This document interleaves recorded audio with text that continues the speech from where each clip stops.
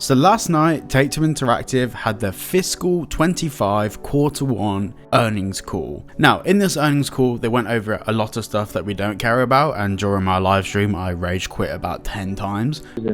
It seems like the hype that you guys... But there was some information in there about GTA 6 and also about GTA Online and stuff that's happening over the next 12 months or so. So the first thing is that they confirmed GTA 6 is still on track for the end of 2025. Now, a lot of people for some reason have got it into their head that this is a delay, and I'm not sure why. I've gone through the comments, I've tried to respond to questions, and I've tried to eke it out of people of how they've come to that conclusion.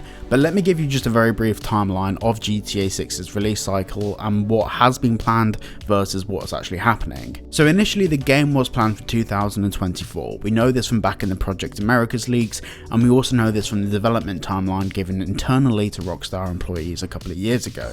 However, since the whole Project Americas saga, of course we had the pandemic, and then of course we had actor strikes, and there were a few things that pushed it back. So as of late last year, the release cycle was looking more towards early 2025. This was confirmed by Jason Schreier as well as a few other industry analysts that said that the release cycle looked like an April, early 2025 release. We also saw this from the hints that we had from Rockstar Games. For example, this t-shirt, which had the trailer date, also happened to have the 1st of April in there, obviously April Fools, but also that was the predicted release window for GTA 6 to make a public release. However, on the last earnings call, not the one we had yesterday, but the one we had a few months ago, Take-Two Interactive announced that GTA 6 is looking like a fall 2025 release, which pushes it into fiscal 26. It's no longer a fiscal 25 prediction. They had to announce this because they were doing their predictions for fiscal 25, and they can't mislead investors when it comes to fiscal predictions for a business, so they had to tell us that it was going to be fiscal 26 if it was going to be fiscal 26, and fiscal 26 is anything after April 2025. So they told us the game is coming out in fall of 2025. Based on all the information we have so far and all the information we've seen, it doesn't look like the game's going to be pushed back any further, and during yesterday's earnings call they did confirm that the game would be coming out in fall of 2025. Yes, it could still be delayed. Yes, it could come out in 2033, but jumping to the worst case scenario when none of the information points to that is both a waste of your time, but also it's just not healthy to think like that. At the moment, it's looking like the end of next year we're going to be receiving the game. The next thing is that a lot of people have ignored this and just refused to talk about this, but it's very important, and they mentioned this on the last earnings call 3 months ago. The revenue for GT Online is expected to decline over the next 6 to 9 months. Now this is really important because this has not been the case from any previous earnings call. There's always been predictions of growth when it comes to GT Online for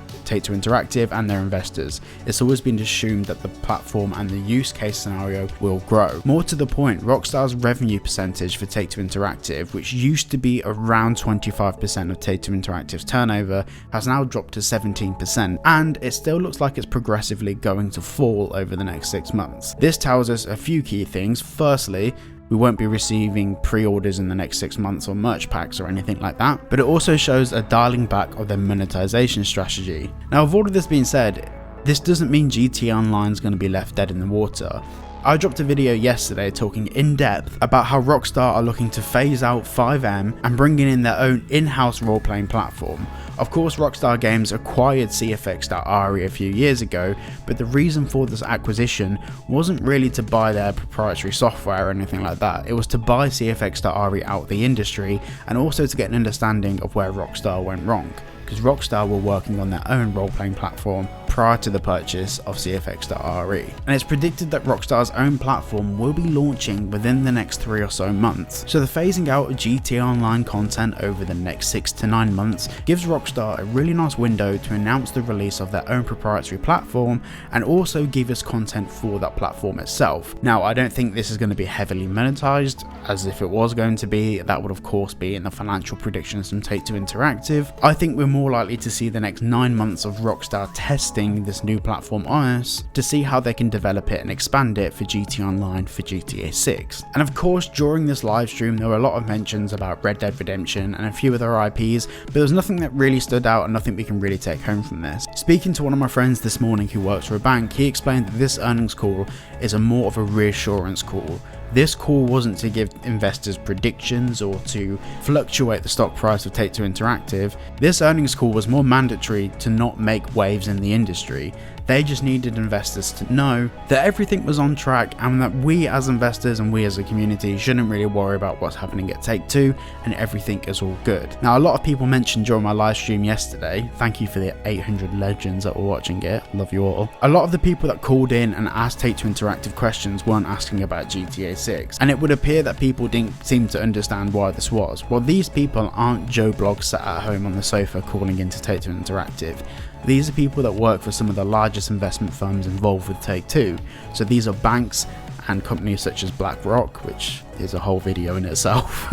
We're not going to go there today. But these are people that work for some of the largest investment firms, calling in on behalf of their investment firms, because these people manage the investment portfolios for a lot of the investors that are in Take-Two Interactive. Also, prior to these earnings calls, the people that have the options to dial directly into the call and ask questions are most likely given a handbook of things that they can and can't ask. Because this phone call is publicly available, and of course anyone can listen into it, there are some NDA related things that have to be kept under wraps that the company can't answer. But also as well, there's a lot of red tape and legal loopholes about what the people at Take-Two Interactive such as Strauss and Laney can actually say about what's happening with various IPs they're working on. That's why after the questions were asked, there was sometimes quite a bit of a pause as they all decide who's going to talk in regards to the things being discussed. So although it may have seemed like they were all avoiding the elephant in the room, which is GTA 6, it's for good reason. They don't want to say anything too positive about GTA 6 because that would cause a swarm of investors to come in and people to invest more money on the dot, which would then artificially inflate the stock price, which looks great for the next 3 months, but when they have to do a report on why the stock price has come back down, that could probably scare other investors. They don't want loads of people pumping and dumping and using Take-Two Interactive and GTA 6 as a reason to pump and dump in stocks. There is a whole load of responsibility behind this earnings call and the way that they have to handle themselves during this earnings call, and I'm sure that Take-Two Interactive, Strauss Zelnick and even Rockstar Games would love to just say a load of things about what's happening with the game because they know a lot of stuff. But even if they wanted to, they can't, because they're not just dealing with us as the fans, they are dealing with investors. And I've done a few videos about this in the past explaining that Rockstar Games isn't just a games developer anymore. They're responsible for a lot of money, and the responsibility goes way beyond GTA 6 and other games. You could argue that this has ruined the gaming industry, you can argue whatever you want, but it doesn't change the fact it is what it is. Thank you all so much for watching today's video. I'm trying to get to 50,000 subscribers by the end of the year, so if you guys could just maybe consider liking and subscribing, it's massively appreciated. So massive thank you to all of my channel members, a massive thank you to you legends that joined the live stream last night, that was insane, and I'll catch you all in the next one. I'm just looking for a cheap girl, put it on my neck. I keep doing this dance.